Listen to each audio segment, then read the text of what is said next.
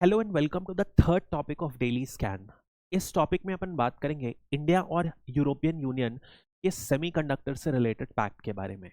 अब रिसेंटली क्या हुआ है, दोनों इंडिया और यूरोपियन यूनियन ने एक एमओयू साइन किया है रिगार्डिंग सेमीकंडक्टर्स। इस MOU that is memorandum of understanding से ये एंटेल किया जा रहा है कि जो भी subsidies either of the two blocks देगा रिगार्डिंग द सेमीकंडक्टर, उसकी इंफॉर्मेशन एक दूसरे से शेयर करेंगे। इसके अलावा जो मेमोरेंडम बात करता है वो बात करता है जॉइंट रिसर्च एंड डेवलपमेंट की, म्यूचुअल टैलेंट शेयरिंग की एंड जॉइंट को प्रोडक्शन की भी बात करता है।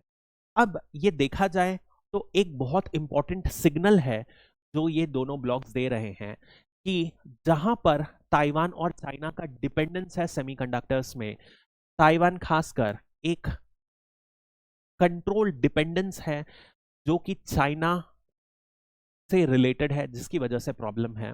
इस वजह से दोनों ब्लॉक्स ये क्लियर सिग्नल दे रहे हैं कि हमें सप्लाई चेन को सिर्फ एक कंट्री एक प्लेस पर डिपेंड नहीं करना है and we need to diversify the supply chain.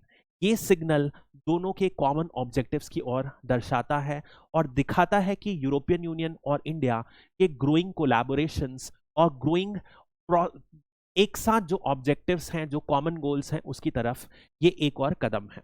अब सबसे पहले यदि अपन इंडिया के मार्केट को समझते हैं तो कुछ रीसेंट इंसिडेंट्स हुए थे। सबसे पहले फॉक्सकॉम और वेदांता ने एक जेवी जॉइंट वेंचर बनाने का निर्णय लिया था, जो ये एक फैब लैब सेटअप करेंगे। हालांकि बाद में दोनों के बीच में कुछ म्यूचुअल कन्फ्लिक्ट हो गई और Foxconn walked out of the deal. अब कई लोगों ने यह भी सजेस्ट किया है कि शायद फॉक्सकॉम एंड वेदांता दोनों सेपरेट अलग अलग फैब यूनिट का सेटअप किया रहे।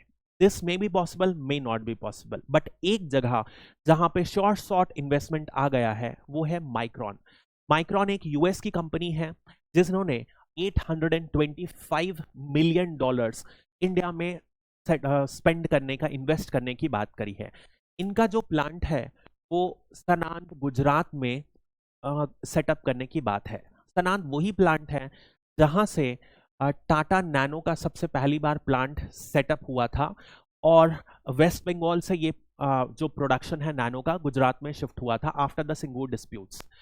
इसके अलावा इजराइल की टावर और आईएसएमसी जो यूएई की अबू धाबी कंपनी के द्वारा, अबू धाबी बेस्ड कंपनी के द्वारा बैकअप है, यहां पर भी कुछ इन्वेस्टमेंट की प्लान बात की जा रही है। मतलब कि जितनी भी इनिशिएटिव इंडिया ने ली है उससे कुछ ग्रोथ, टैंजिबल आउटकम्स एक्सपेक्टेड किए जा रहे हैं। तो इंडिया ने एक major umbrella programme Semicon India programme launch किया है जिसके अंदर बहुत सारे सब डिविजन्स हैं एंड इस प्रोग्राम का आउटले 76,000 करोड़ रुपीस है।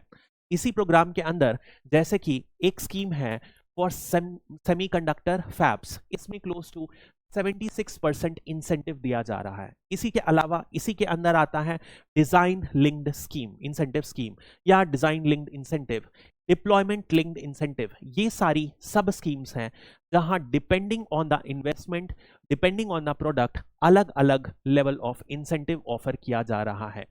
माना जा रहा है ये एक बड़ा फैक्टर हो सकता है जो इन कंपनीज को इंडिया की तरफ पुल कर सकता है। Production linked incentive scheme is another aspect जहां पर इससे अट्रैक्ट किया जा सकता है। यदि अपन बात करें कि ये इंडिया के लिए क्यों एक अपॉर्चुनिस्टिक टाइम है कि सेमीकंडक्टर मार्केट में अपनी कुछ पकड़ जमा ले, तो सबसे पहला फैक्टर यदि अपन देखें जो इंडिया के फेवर में है वो है डिजाइन। अभी भी जो सेमीकंडक्टर्स डिजाइनिंग में सबसे ज्यादा प्रोमिनेंट कंपनी है, कंट्री है यूएसए। इस यूएसए में इंडियन डोमिनेशन बहुत ज्यादा है। इवन आप इंडिया या वर्ल्ड वाइड देखें ग्लोबली तो इंडियन इंजीनियर्स का डिजाइन में एक सिग्निफिकेंट डोमिनेंस है। यदि अपन किसी तरीके से इन टैलेंट को, एनआरआई टैलेंट को इंडिया में अट्रैक्ट कर सकते हैं या इंडिजिनस टैलेंट को हेल्प कर सकते हैं by inviting the foreign companies to set up plant here, तो एटलीस्ट डिजाइन सेगमेंट में इंडिया का अच्छा खासा कंट्रीब्यूशन हो सकता है। दिस इज वन जहां पर इन्वेस्टमेंट लिमिटेड रहता है और जो आउटपुट रहता है बहुत जल्दी मिल जाता है compare to the other stages. तो ये एक बहुत इंडिया के लिए अच्छी बात है। सेकेंड चीज, यदि अपन बात करें R&D में, आज की डेट में भी इंडिया में 2000 चिप्स डिजाइन होती हैं। मतलब कि इस पोटेंशियल को इंडिया को स्केल अप करना है, और यदि सक्सेसफुल हो जाता है तो जो इंडिया का मिशन है वो पूरा हो जाएगा। यदि अपन जियोपॉलिटिकल डायनामिक्स को समझें तो सबसे पहले कोविड के बाद, और जितनी भी कोविड के बाद भी सेमीकंडक्टर क्राइसिस हुई है, उससे पूरा का पूरा दुनिया जूझा है।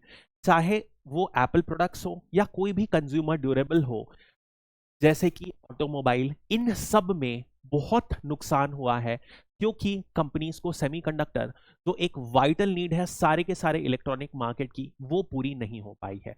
तो the mood off the world is favouring कि हमें supply chain of the semiconductor को डाइवर्सिफाई करना है। ये एक बहुत इंपॉर्टेंट है। इसके अलावा इंडियन गवर्नमेंट ऑफ इंडिया ने $10 बिलियन का इंसेंटिव भी लॉन्च किया है। मतलब कि gauging the mood off the world, उसी समय सही इंसेंटिव लॉन्च करके उम्मीद है कि अट्रैक्ट किया जा सकता है। इसके अलावा यदि अपन मार्केट पोटेंशियल देखें, हर जगह सेमीकंडक्टर्स यूज हो रहा है, बेसिक छोटे से छोटे कैलकुलेटर से लेकर मोस्ट एडवांस सुपर कंप्यूटर्स तक। तो इंडिया की मार्केट पोटेंशियल 60 बिलियन से ज्यादा ग्रो हो जाएगी जस्ट आगे के कुछ सालों में। बट इतना ज्यादा ये आसान नहीं है, बहुत सारे चैलेंजेस हैं सेमीकंडक्टर का पूरा इकोसिस्टम तैयार करने में। सबसे पहले जो चैलेंज है वो है पूरा का पूरा इकोसिस्टम की क्या रिक्वायरमेंट्स है। जैसे कभी भी कोई इंडस्ट्री सेटअप होती है, प्राइमरी रिक्वायरमेंट होती है मैन्युफैक्चर की लैंड। इंडिया में लैंड ही एक बड़ा प्रॉब्लमैटिक सब्जेक्ट है, ये स्टेट के डोमेन में आता है, और इस वजह से एक मेजर रीजन माना जाता है कभी भी कोई भी मैन्युफैक्चरिंग इंडिया में सक्सेसफुल नहीं हुई है। यदि इस प्रॉब्लम को हटा दिया जाए, उसके बाद भी इस सेमीकंडक्टर इंडस्ट्री की कुछ पिक्यूलर रिक्वायरमेंट है, जैसे कि बहुत पावर इंटेंसिव है, क्लीन वाटर की लगातार जरूरत है, बहुत सारे केमिकल्स एंड गैसेस की जरूरत है, सिलिका की जरूरत है। ये सारे इंडिया में एक जगह मिलना बहुत मुश्किल है। यदि पावर देखें तो डेफिनेटली कुछ एरियाज में मिलेंगे, लेकिन वहां वाटर की शॉर्टेज हो जाएगी। सिलिका बहुत लिमिटेड एवेन्यू है जहां पे प्योर एकदम हाई सिलिका मिले। इन वजह से ये पूरा का पूरा इकोसिस्टम एक जगह में सेट आउट हो, वो मिलना थोड़ा सा डिफिकल्ट है। यदि अपन बात करें ग्लोबली, बहुत ही कम कंपनीज हैं और कंट्रीज हैं जो डोमिनेट करती हैं इंटायर इस सिस्टम को। फॉर एग्जांपल, यदि आप देखेंगे 66% 2022 में केवल ताइवान था, और 17% नॉर्थ कोरिया। इनफैक्ट यदि आप जो अपर एंड सुपर कंडक्टर हैं, जो हाई टेक्नोलॉजी वाले हैं, उनमें नॉर्मली 10 nm से कम माने जो उसके कम के रेडियस में आते हैं, उनमें यदि आप देखेंगे तो ये दो कंट्री की 100% मोनोपोली है। इनसे लेना बहुत डिफिकल्ट होगा, नंबर वन। उसमें भी यदि आप कॉरपोरेशंस की भी देखें तो एक कंट्री ताइवान की है TSMC, इनका 28% डोमिनेशन है। मतलब कि कुछ ही कंट्रीज, गिनी चुनी कुछ कंपनीज एक सिग्निफिकेंट डोमिनेंस इसमें कंट्रोल करती हैं। तो इनसे इंटेलेक्चुअल प्रॉपर्टी राइट लेना, टेक्नोलॉजी ट्रांसफर लेना एक बहुत चैलेंजिंग रहेगा। ये चैलेंज और भी बड़ा इसलिए बन जाता है कि जो सेमीकंडक्टर्स हैं वो डुअल टेक्नोलॉजी वाले हैं। मतलब जहां इनको एक बार सिविलियन पर्पस के लिए यूज करा जाता है, वहीं पर इसी को मिलिट्री पर्पस के लिए भी यूज किया जाता है। मतलब कि जो कंट्रीज विलिंग नहीं होंगी इसी डुअल टेक्नोलॉजी के नाम से कि इस टेक्नोलॉजी को किसी थर्ड कंट्री को दिया जाए, एक और ये बड़ी प्रॉब्लम है।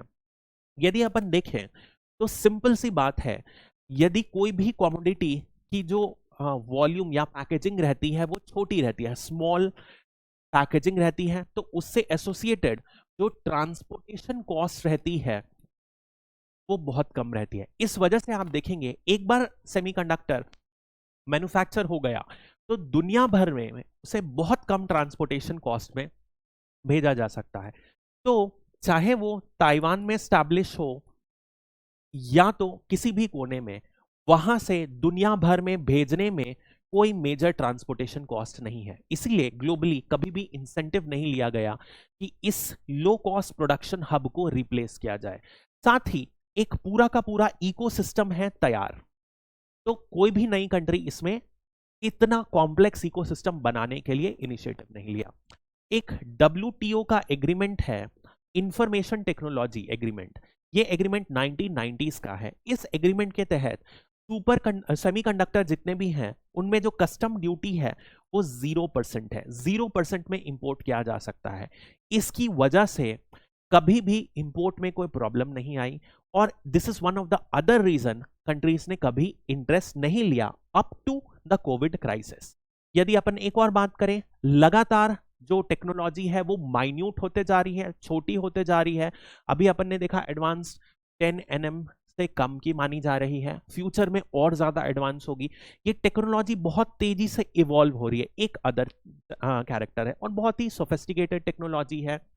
इन्वेस्टमेंट बहुत बड़ा चाहिए, इन्वेस्टमेंट बड़ा चाहिए, प्लस जो गेस्टेशन पीरियड है, मतलब कि कब इसका आउटपुट आने लगेगा पैसा लगाने के बाद, वो काफी लंबा है।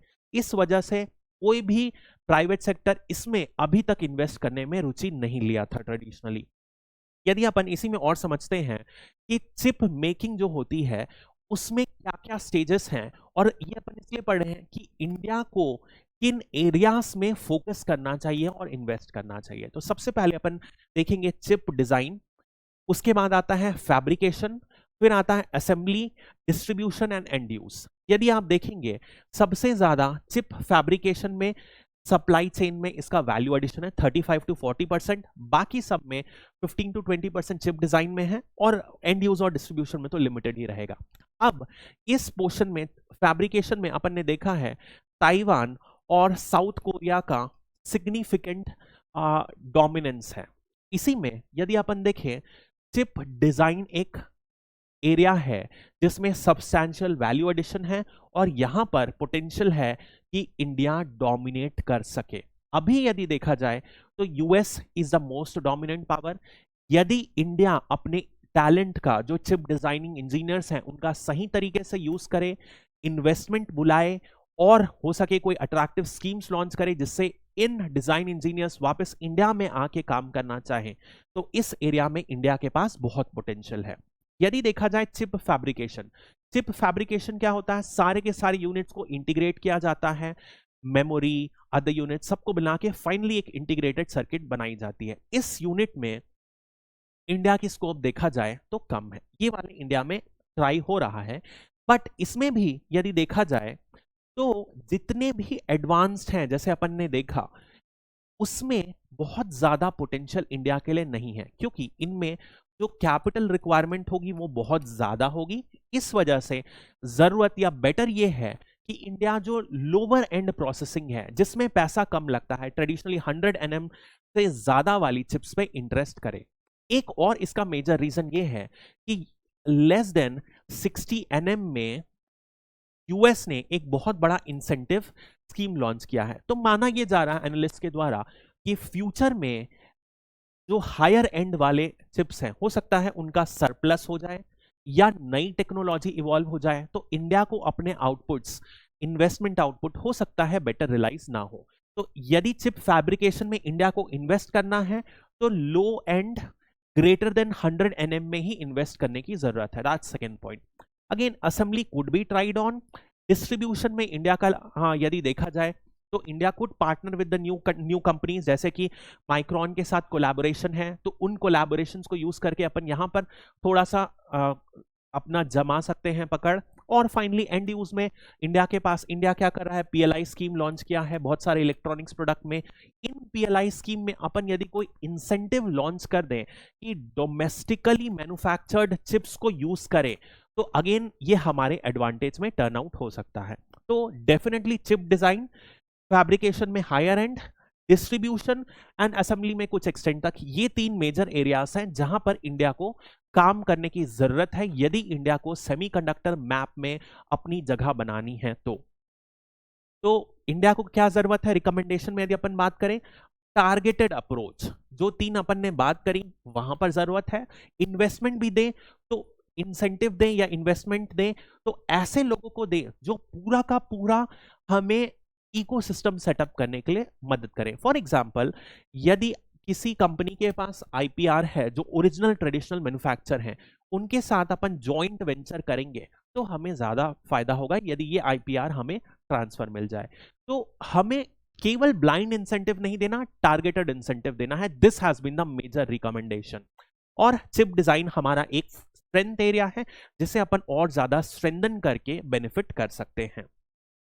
इसके अलावा यदि अपन बेसिक्स बात करें सेमीकंडक्टर की, तो ये 11th का साइंस है। बेसिकली होता क्या है, एक बहुत ही छोटा सा ब्रीफ इंट्रोडक्शन दे रहा हूं कि एक होता है कंडक्टर जो बहुत हाई रेट में इलेक्ट्रिसिटी कंडक्ट करता है, रेजिस्टेंस या रेजिस्टिविटी कम होती है। इसकी जगह एक इंसुलेटर होता है जहां रेजिस्टेंस और रेजिस्टिविटी बहुत ज्यादा होती है, तो ये इलेक्ट्रिसिटी कंडक्ट नहीं करते, ये बहुत अच्छे कंडक्टर होते हैं। इन दोनों के बीच रेंज में कहीं सेमीकंडक्टर्स आते हैं, सिलिकॉन, जर्मेनियम, इन प्रोडक्ट्स के बने होते हैं। और the future of this has to depend on कितने ज्यादा ये कंसाइज हो सके। जैसे अभी अपन बात कर रहे हैं लेस देन 10 nm, फ्यूचर में और कम हो जाएगा, लगातार इवॉल्व हो रही है और इस तरीके से अपन को करने की जरूरत है।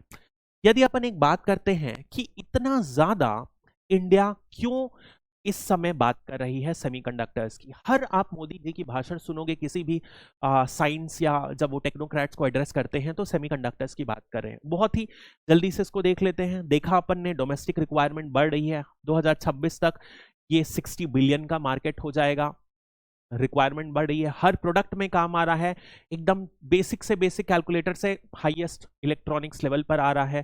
सप्लाई चेन का डिसरप्शन अभी कोविड के समय अपन ने देखा है, जिससे मेजर इंडस्ट्री, ऑटोमोबाइल हो या जिसमें भी सेमीकंडक्टर यूज होता है, उनके प्रॉफिट में बहुत नुकसान हुआ है। तो इसकी क्रिटिकलिटी सारे के सारे लोग समझ चुके हैं। एक और जो लगातार माना जाता है कि सेमीकंडक्टर में यदि कोई सेमीकंडक्टर को बनाते समय उसके डिजाइन में ही कुछ छेड़छाड़ कर दे, तो उस कंपोनेंट को, यदि कोई नए कंपोनेंट को एम्बेडेड कर दे, तो उसकी वजह से बहुत तरीके के स्ट्रैटेजिक सेक्टर्स में हमें लॉस हो सकता है। जैसे कि हुवाई के ऊपर यूएस ने लगाया था कि इनकी जो चिप्स है उसमें उससे डेटा ट्रांसफर होता है चाइना को, और इसकी वजह से चाइना हमारे ऊपर स्पाई कर सकता है। तो ऐसा कुछ यदि इंस्ट्रक्शन दी जाए सेमीकंडक्टर चिप में, तो उसको after the final product is made उसको आइडेंटिफाई करना बहुत ज्यादा डिफिकल्ट होगा। और क्योंकि इसका प्रेजेंस वाइटल सेक्टर जैसे कि डिफेंस, जैसे कि टेलीकम्युनिकेशन में है, तो ये वल्नरेबिलिटी और ज्यादा बढ़ जाती है। इसीलिए अपन देखेंगे एक ग्लोबल रेस सी बनी हुई है जो ताइवान के डोमिनेंस को कम करना चाह रहे हैं। एक और फैक्टर है जो पैंडेमिक ने दर्शाया है और वॉर रशिया यूक्रेन के दर्शाया है कि इस पूरे साइकिल में, पूरे के पूरे वैल्यू चेन में यदि कोई भी प्रोडक्ट की डेफिशिएंसी आती है, जैसे Ukraine is the supplier of neon, तो नियॉन की शॉर्टेज की वजह से माना जा रहा है कि फिर से हो सकता है सेमीकंडक्टर का प्रोडक्शन में कमी आ जाए। सिमिलरली यूएस और यूरोपियन यूनियन के बीच में भी अपन ने देखा एंटी चाइना एक स्ट्रिंग चल रहा है। एक अपन ने बात किया कि इन्होंने, यूएस ने रेस्ट्रिक्शन लगाई है कि 16 nm से बेटर, मतलब जो बेटर क्वालिटी का है, जो कम का माइक्रोचिप है, वो चाइना ना मैन्युफैक्चर करे। ये यूएस के सैंक्शंस है और इस वजह से इन्होंने मैन्युफैक्चरिंग इक्विपमेंट पर भी रोक लगाई है। तो बदले में रिटेलिएट करते हुए चाइना ने भी रेस्ट्रिक्शन लगाई है कि गैलियम और जर्मेनियम हम आपको नहीं देंगे। मुद्दे की बात यह है कि सेमीकंडक्टर एक बहुत ही क्रिटिकल यूनिट है मॉडर्न सेंचुरी का। ये हर एक इलेक्ट्रॉनिक कंपोनेंट में इसका स्ट्रैटेजिक प्रेजेंस है। सब country after the Covid shock समझ चुकी हैं कि यदि इसमें चाइना कभी भी अपनी आर्म ट्विस्ट करता है तो उनकी पूरी की पूरी इकोनॉमी को वो स्ट्रैंगुलेट कर सकता है। इसी मुद्दे को ध्यान में रखते हुए पूरे की पूरी दुनिया चाह रही है कि चाइना के साथ एक और अल्टरनेटिव रहे जहां पर कम से कम इन सेमीकंडक्टर्स का मैन्युफैक्चर हुआ जाए। और इसी स्ट्रैटेजी को ध्यान में रखते हुए इंडिया के पास सही समय है कि इस अपॉर्चुनिटी को यूज करके कुछ प्रोडक्शन को अपने डोमेस्टिकली अपने कंट्री में शिफ्ट कर ले। That is the broader aim and the understanding of semiconductor. That said, thank you. Have a nice day.